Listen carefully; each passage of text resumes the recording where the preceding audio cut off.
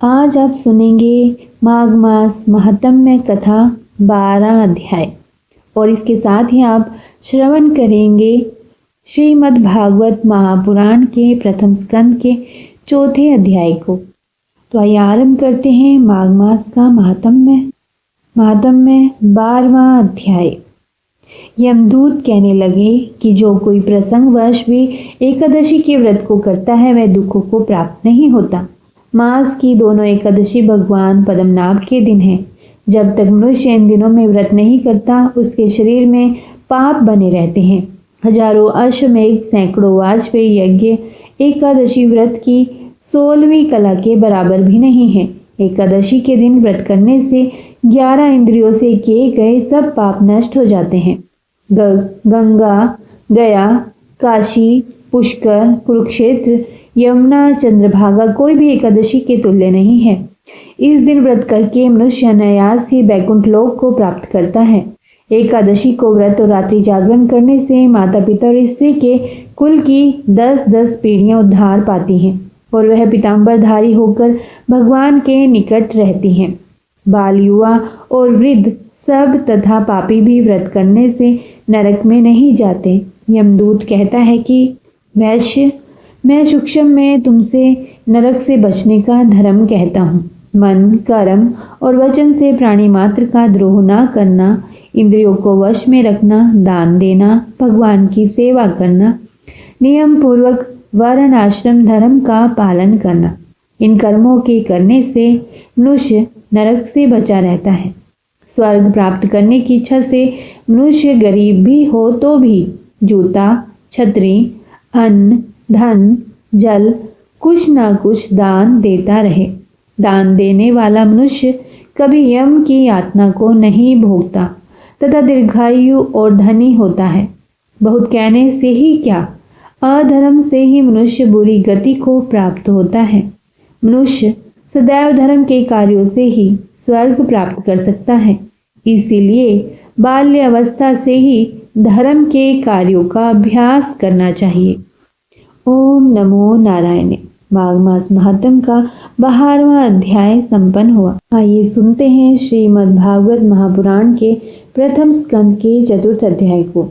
तो बोलिए जय श्री गणेश। श्रीमद् भागवत महापुराण की जय। इसमें महर्षि व्यास का असंतोष प्रकट हुआ है।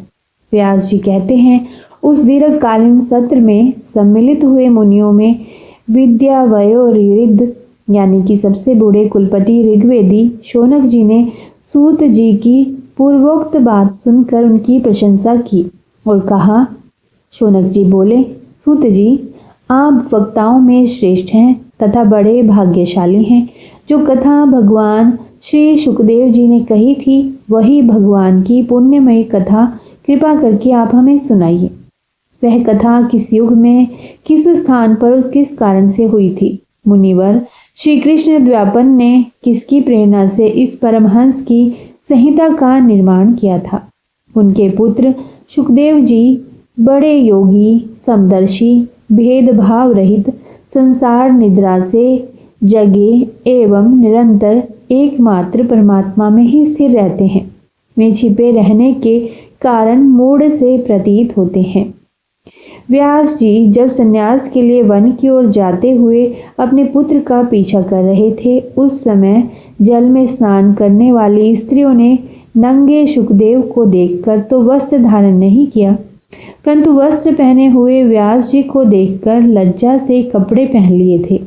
इस आश्चर्य को देखकर जब व्यास जी ने उन स्त्रियों से इसका कारण पूछा, तब उन्होंने उत्तर दिया कि आपकी दृष्टि में तो अभी स्त्री पुरुष का भेद बना हुआ है, परंतु आपके पुत्र की शुद्ध दृष्टि में यह भेद नहीं है। कुरु जांगल देश में पहुंचकर हस्तिनापुर में वे पागल, गूंगे तथा जड़ के समान विचरते होंगे। नगरवासियों ने उन्हें कैसे पहचाना। पांडव नंदन राजऋषि परीक्षित का इन मौनी सुखदेव जी के साथ संवाद कैसे हुआ, जिसमें ये भागवत संहिता कही गई। महाभाग श्री सुखदेव जी तो गृहस्थों के घरों को तीर्थ स्वरूप बना देने के लिए उतनी ही देर उनके दरवाजे पर रहते हैं जितनी देर में एक गाय दूही जाती है। श्री सूत जी, हमने सुना है कि अभिमन्यु नंदन परीक्षित भगवान के बड़े प्रेमी भक्त थे। उनके अत्यंत आश्चर्यमय जन्म और कर्मों का भी वर्णन कीजिए। वे तो पांडव वंश के गौरव बढ़ाने वाले सम्राट थे। वे भला किस कारण से साम्राज्य लक्ष्मी का परित्याग करके गंगा तट पर मृत्यु पर्यंत अनशन का व्रत लेकर बैठे थे। शत्रुगण अपने भले के लिए बहुत सा धन लाकर उनके चरण रखने की चौकी को नमस्कार करते थे। वे एक वीर युवक थे। उन्होंने उस दुस्तेज लक्ष्मी को अपने प्राणों के साथ भला क्यों त्याग देने की इच्छा की। जिन लोगों का जीवन भगवान के आश्रित है, वे तो संसार के परम कल्याण, अभ्युदय और समृद्धि के लिए ही जीवन धारण करते हैं। उसमें उनका अपना कोई स्वार्थ नहीं होता। उनका शरीर तो दूसरे के हित के लिए था। उन्होंने विरक्त होकर उसका परित्याग क्यों किया। वेदवाणी को छोड़कर अन्य समस्त शास्त्रों के आप पारदर्शी विद्वान हैं। श्री सूत जी, इसलिए इस समय जो कुछ हमने आपसे पूछा है वह सब कृपा करके हमें कहिए। श्री सूत जी ने कहा, इस वर्तमान चतुर्युगी के तीसरे युग में द्वापर में महर्षि पराशर के द्वारा वसु कन्या सत्यवती के गर्भ से भगवान के कला अवतार योगीराज व्यास जी का जन्म हुआ। एक दिन वे सूर्योदय के समय सरस्वती के पवित्र जल में स्नान आदि करके एकांत पवित्र स्थान पर बैठे हुए थे। महर्षि भूत और भविष्य को जानते थे। उनकी दृष्टि अचूक थी। उन्होंने देखा कि जिसको लोग जान नहीं पाते, ऐसे समय के फेर से प्रत्येक युग में धर्म संकरता और उसके प्रभाव से भौतिक वस्तुओं की भी शक्ति का ह्रास होता रहेगा। संसार के लोग श्रद्धाहीन और शक्ति रहित हो जाते हैं।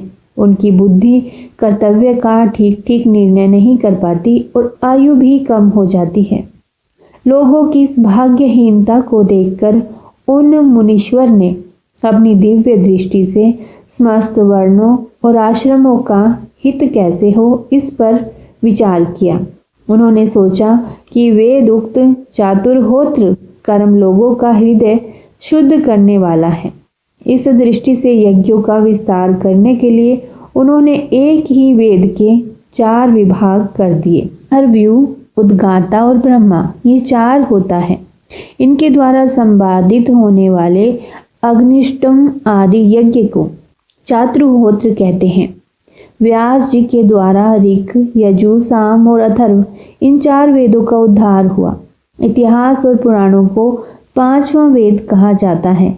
उनमें से ऋग्वेद के पैल, सामगान के विद्वान जैमिनी एवं यजुर्वेद के एकमात्र स्नातक वैशंपायन हुए।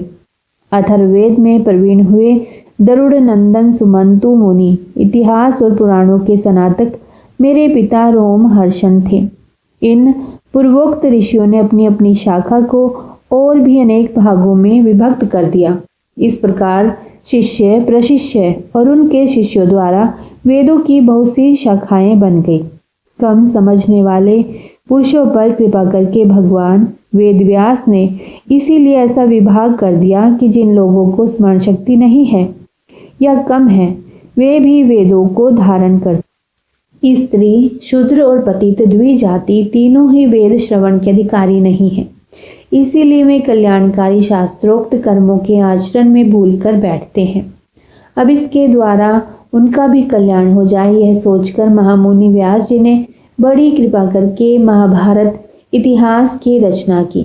शौनक आदि ऋषियों, यद्यपि व्यास जी इस प्रकार अपनी पूरी शक्ति से सदा सर्वदा प्राणियों के कल्याण में लगे रहे, तथापि उनके हृदय को संतोष नहीं हुआ। उनका मन कुछ खिन्न सा हो गया।